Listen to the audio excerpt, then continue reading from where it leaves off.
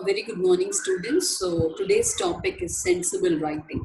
See, writing itself is a very difficult task, students. See, when you speak something, people are only bothered about the content.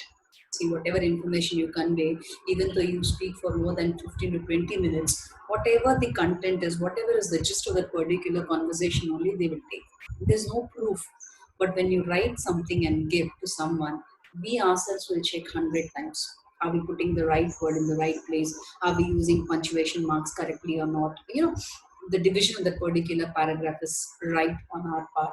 So, because it is a proof, it's an evidence where you're giving it to someone else, and they get to know what kind of you have grip over that particular language. Are you able to convey the information correctly with the correct words? So writing sensibly is not an easy task. So today's topic is writing something which has sense. Okay, see, even though we have number of ideas, number of thoughts, but when we start putting that on the paper, when you start jotting out the points, you don't know which point comes in which direction, how to place it, how to connect it, how to support your own statements.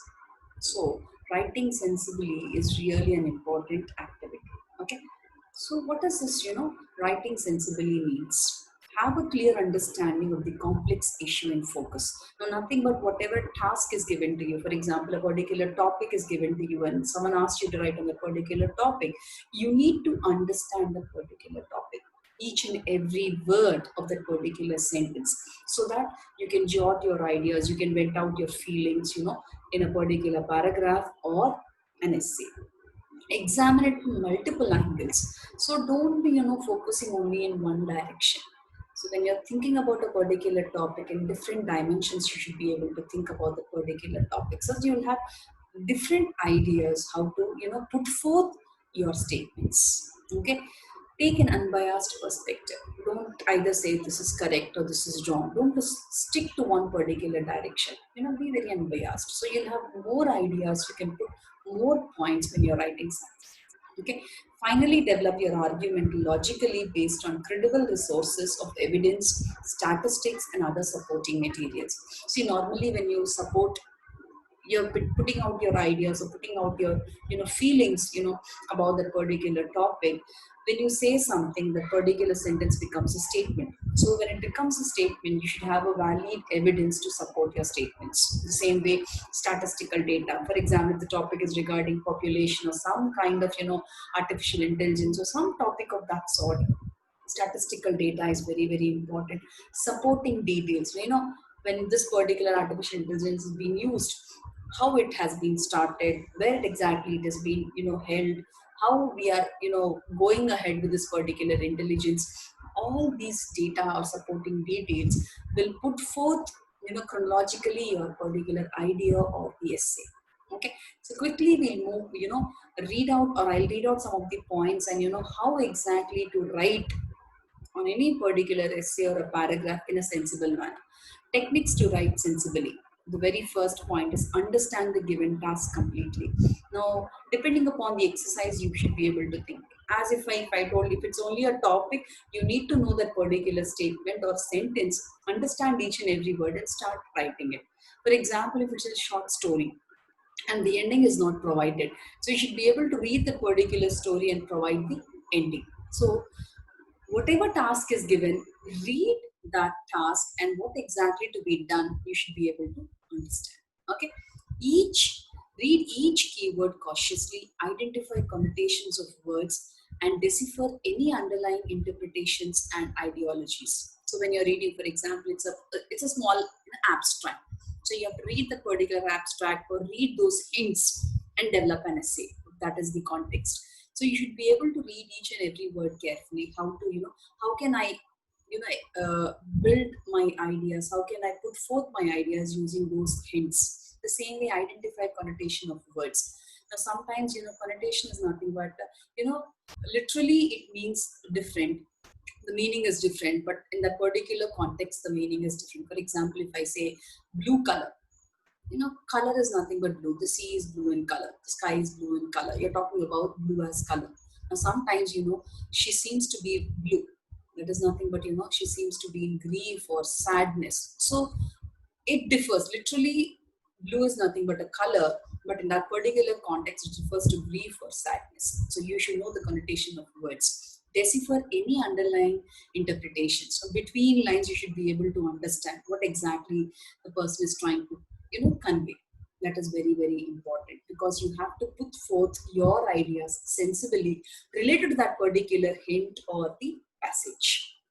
Read multiple sources of information on the given tasks. So for example, if it's an assignment, if I give a particular topic or statement for you all to justify that particular statement, as an assignment, if I really wish my students to refer certain sources, primary sources or secondary sources, so that you'll have more ideas. You can think in different dimensions and put forth your ideas. Okay.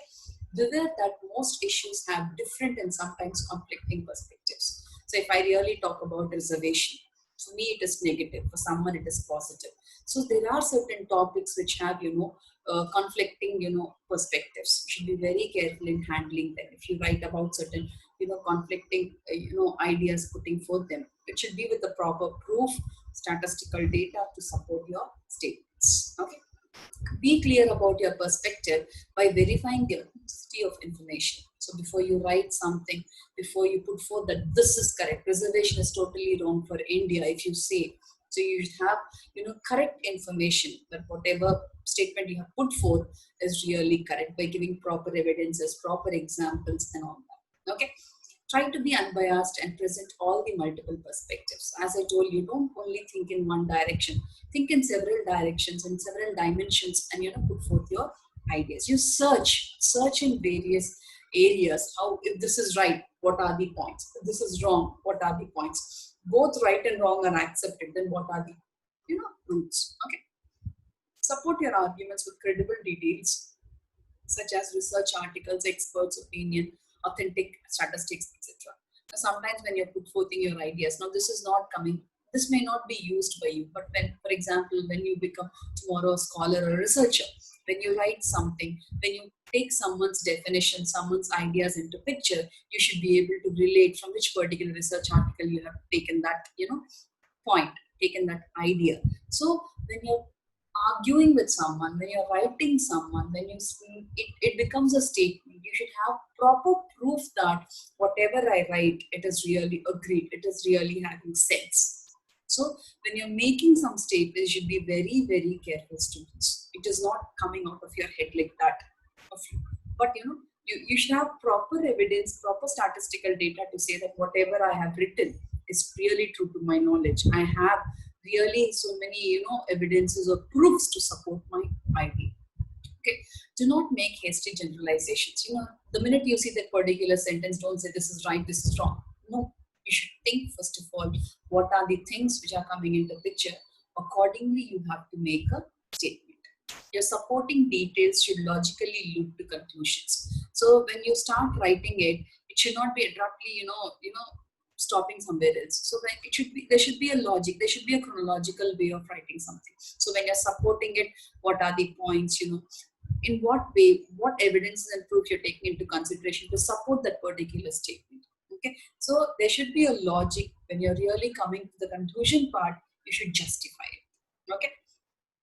Be open to criticism. See, when you write something, it is not that everyone should accept it. Be open to criticism. Accept opposing views and modify your views if necessary. So if someone says that this is wrong way of thinking, this is also possible. So don't get angry, or don't make yourself look. So step into their shoes and think, okay, if they say this is right, how it is right? You ask them, or you start referring to in that particular direction and accept. See, it is all about learning, students. It is all about gaining knowledge. So when you write something, you should think any number of times and put forth your ideas into picture. Thank you. So with this, today I'll be closing the session, and we'll have, I'll give certain assignments based on this sensible writing. With simple topics, we'll go ahead.